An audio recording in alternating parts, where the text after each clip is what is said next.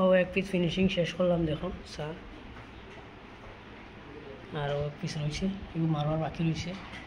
ওভারটা কিন্তু মারছে। ও দেখো এগুলো কালার দেখো, মাল বহুত সুন্দর।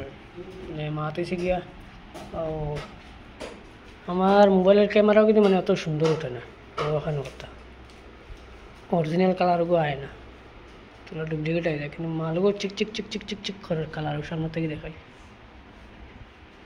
দেখো বুঝছেন, অরিজিনাল কালার মানে আরও ভালো, ভিডিও থেকে আরও বেহতরিন। ভিডিও তোরা খারাপ দেখা যায়, স্যামসাং মোবাইলের ক্যামেরা দিয়ে করলে আবার খাওয়া দেখা গেলো আমি মালগো অগো খাম চলেও তো সামনে থেকে দেখা কি লাগবে, বুঝছেন কালার দেখো, কালার